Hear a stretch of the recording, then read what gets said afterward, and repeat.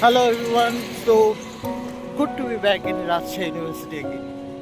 আমার ইউনিভার্সিটি যতদিন থাকবো বেঁচে ইউনিভার্সিটিটা অলওয়েজ আমার। প্রতিবার এখানে ব্যাক করে আসাটা লাইফের অন্যতম একটা প্রিয় জিনিস। গত বছর এসেছিলাম, এই বছর আবার আসার সৌভাগ্য হলো। কত কিছু পরিবর্তন হয়েছে। একা একা সবচেয়ে যেটা খারাপ লাগে যে সেই পুরনো মুখগুলো পরিচিত কেউ নাই, নিজেকে শুধু রোমিং করে যেতে হয়।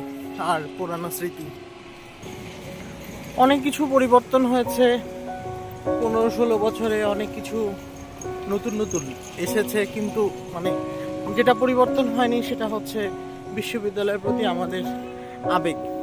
যেমন এই রাস্তাটা তো আগে ছিল না, যেটা দিয়ে হেঁটে এলাম, এটা এখন সম্পূর্ণ নতুনভাবে করা। আর সেই চিরচেনা প্যারিস রোড, এই প্যারিস রোড আগেও যেমন দেখেছি এখনো অনেকটা সেরকমই দেখছি, একই রকম আছে। সেই প্যারিস রোড যেখানে মন খারাপ হলে হাঁটা হতো, ভালো লাগার জন্য হাঁটা হতো, এখন সেখানে স্মৃতির রোমন্থনের জন্য হাঁটা। রাজশাহী বিশ্ববিদ্যালয়ের সবচেয়ে ভালো যেটা জিনিস সেটা হচ্ছে সবুজের সমারোহ। এই জিনিসটা এখনো মেনটেন করা আছে, এটা খুব ভালো লাগে। আমার এখনো মনে হয় যে আবার যদি ফিরে আসতে পারতাম সেইগুলো দিনগুলোতে, 2005-2006 সেই ইবলিশ চত্বর, ভিসি স্যারের বাসা মনে আছে। এই ভিসি স্যারের বাসায় কত কাণ্ড হয়েছিল, আন্দোলন, তারপর মাহিনের প্রাচীর টপকে যাওয়া, সেটা নিয়ে কত কেচ্ছা, লাইফটাই একটা কেচ্ছা। আর আমাদের শহীদুল্লাহ কলা ভবন, এই এলাকাটায়, এই জায়গাটায় কত আড্ডা দিয়েছি, চা খাওয়া, আমি, রাব্বি, ইমা, মাহিন, মাধবী।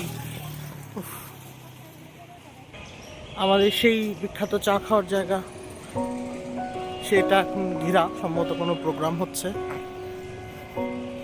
ডিপার্টমেন্ট থেকে আগে ঘুরে আসি আমাদের রাজশাহী বিশ্ববিদ্যালয়ের ইংরেজি বিভাগ, বাংলা বিভাগের অ্যালামনাই প্রোগ্রাম, সেজন্য হয়তো বা সাজানো আমাদের ডিপার্টমেন্টের স্থান। এই জায়গা থেকে এনামুল হক স্যারের রুম ছিল, সেখানে এখন ওয়াসিফুজ্জামান ভাই, তখন তো আমাদের ভাই ছিল, এখন টিচার। আর এইখানে ছিল সে অসীম স্যারের রুম।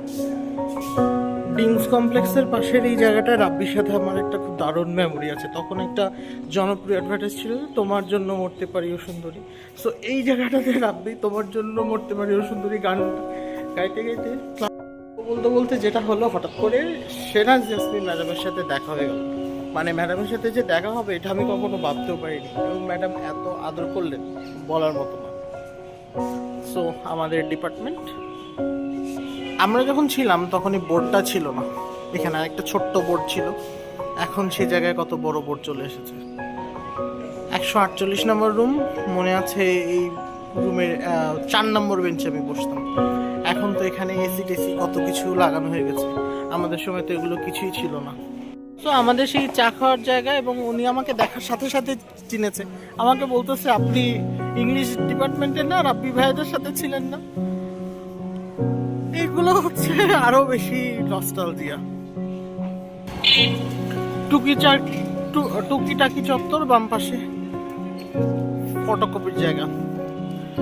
আমাদের মনে আছে যখন লাইব্রেরিটাতে প্রথম সেন্ট্রাল এসি করলো, সে সময় যেটা হতো যে সবাই আমরা গরম লাগলেই মাঝে মাঝে বই পড়ার জন্য যে বসে থাকতাম, যদিও পড়ার জন্য কখনোই যাইনি। এগুলো সব নতুন করেছে, আমাদের সময় এই স্ট্যাচু বা মনুমেন্ট এগুলো কিছুই ছিল না। আমরা যখন ছিলাম তখন এই লাইব্রেরির ঠিক এই জায়গাটায়, এখানটা একটা খুব ভালো সিঙ্গারা এবং নাস্তা পানির দোকান ছিল। এইখানটা একমাত্র কলিজা সিঙ্গারা বানাতো। সো আমরা প্রায় সবাই এখানটায় খেতে আসতাম। তখন কলিজা সিঙ্গারা সম্ভবত 5 টাকা করে ছিল। আর এই জায়গাটা ছিল আমাদের গ্রুপ স্টাডির জায়গা, বিশেষ করে আমরা ফিলোসফি পড়তাম রাশেদ ভাইয়ের কাছে। এই জায়গাটায় স্মৃতি স্মৃতি স্মৃতি তুমি বেদনা, স্মৃতি তুমি বড়ই বেদনা। এই সেই সাগর ক্যান্টিনের জায়গা যেখানে খিচুড়ি আর ডিম ভাজি খেতে আসতাম। আর মাধবীর যেটা হতো যে বেশিরভাগ সময় ওর ডিম ভাজি বা ডিম পোচ পছন্দ হতো না, তো বারবার করে ডিম ভাজি বা ডিম পোচ করাইতো। আমাদের সবচেয়ে কম আসার এলাকা হচ্ছে এটা সায়েন্স বিল্ডিং এর দিকে। এটা কত নম্বর বিল্ডিং ভুলে গেছি, 3 নম্বর না 2 নম্বর। সো এইদিকে আমরা খুবই কম আসতাম, কারণ আমরা তো হচ্ছে ইংলিশ বা ইয়েতে পড়া আড্ডাবাজ পোলাপান, আর এদিকে সব জ্ঞানী গুণী মানুষজন। সো এখন আমার ওই আরকে স্যারের পড়ানো footprints in the Ashes of time ওইটার কথা মনে হচ্ছে। So I am having the footprints in the Ashes of memory. এখন এই জায়গাগুলো দেখলাম যে বিল্ডিংগুলোর নাম দেওয়া হয়েছে। আমাদের সময় ছিল প্রথম বিজ্ঞান ভবন, দ্বিতীয় বিজ্ঞান ভবন, এখন জবির ইবনে হাইয়ান, ওই পাশের নামটা ভুলে গেলাম। তারপর স্যার জগদীশ চন্দ্র বসু বিজ্ঞান ভবন। It's nice. সো আমি হাঁটতে হাঁটতে স্টেডিয়াম পাড়া এবং হল পাড়া এদিকে চলে এসেছি। এই জায়গায় একটা বিখ্যাত মিষ্টির জায়গা আছে ওই কোণাটায়, আদৌ সেটা এখনো মানে আছে কিনা একটু দেখতে চাই। মনে আছে খালেদা জিয়া যখন প্রধানমন্ত্রী হিসেবে লাস্ট বার ওনার টার্মের শেষের দিকে এখানে এসেছিলেন। সো আমি দীপক আমরা সব এই জায়গাটায় দাঁড়িয়েছিলাম যখন ওনার এন্ট্রি হলো এদিক দিয়ে। দেখে সিলসিলা রেস্তোরাঁ। আর প্রিন্টিং এর জন্য আমাদের সবচেয়ে বেশি আশা হতো এই জায়গাটায় কম্পিউটার হেভেন যেটা লেখা আছে, এখানে অন্য যেন একটা কি ছিল আমার ঠিক এখন মনে নেই। মতিহার হলের সেই জায়গাটা, নর্মালি ক্লাস করে এদিক দিয়ে আমি বিনোদপুরে যেতাম। আর শেরে বাংলা ফজলুল হক হল।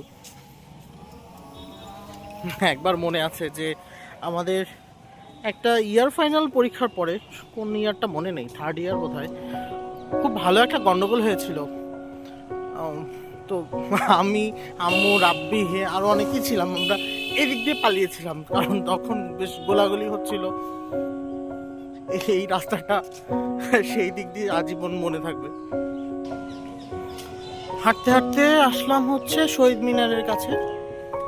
শহীদ মিনার এরিয়া, এখানে একটা মুক্ত মঞ্চ। সুবীর ভাইয়ারা এখানে কতবার নাটক করেছে, এখানে বসেছি নাটক দেখতে। বুড়ো শালিকের ঘাড়েরও এই নাটকটাও সম্ভবত সুবীর ভাইয়ারা এখানেই করেছিল যতদূর আমার মনে হয়।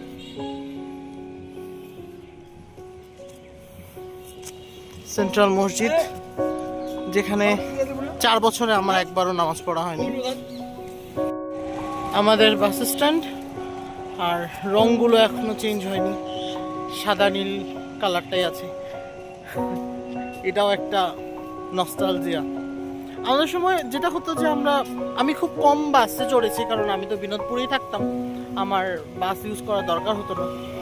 যেটা হতো যে মাঝে মাঝে যখন শহরের দিকে যেতাম দীপক বা রাব্বিদের সাথে, তখন বাসের সিট রাখাটা এটা একটা মজার এক্সপিরিয়েন্স। আর এই প্রশাসন ভবনের ভিতরে তখন একটা ফোন কার্ডের ব্যবস্থা ছিল, মানে কার্ড দিয়ে ফোন করতে হতো এবং পরে সেটা দিয়ে টাকা। সবচেয়ে কম প্রাইসে আমরা তখন ফোন করতে পারতাম এই জায়গাটা থেকে শুধু। সো আমি জয়পুরহাটে মেইনলি তখন নানিদের এখান থেকে টেলিফোনে কথা বলতাম, একমাত্র এটাই তখন ছিল 2.5 টাকা মিনিট। সো এটা হচ্ছে আমার বিশ্ববিদ্যালয়, আমাদের বিশ্ববিদ্যালয়। সিনেট ভবন, মাধবীর সাথে সিনেট ভবনে গিয়েছিলাম, ওর কে যেন একটা রিলেটিভ ছিল, নর্মালি তো স্টুডেন্টদের ঢুকতে দিত না।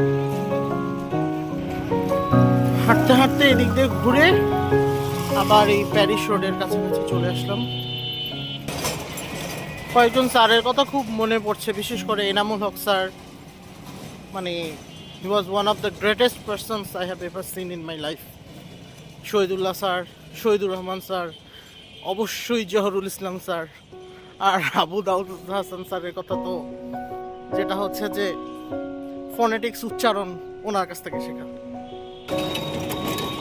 প্যারিস রোড দিয়ে হাঁটতে হাঁটতেই বের হয়ে যাই, জীবন কাটবে জীবনের মতো করি। আর আবার ফিরে আসবো কখনো কিনা জানি না, কার লাইফে কখন কি আছে। তবে যতদিন বেঁচে থাকবো রাজশাহী বিশ্ববিদ্যালয় ইজ অলওয়েজ রাজশাহী বিশ্ববিদ্যালয়। Bye bye.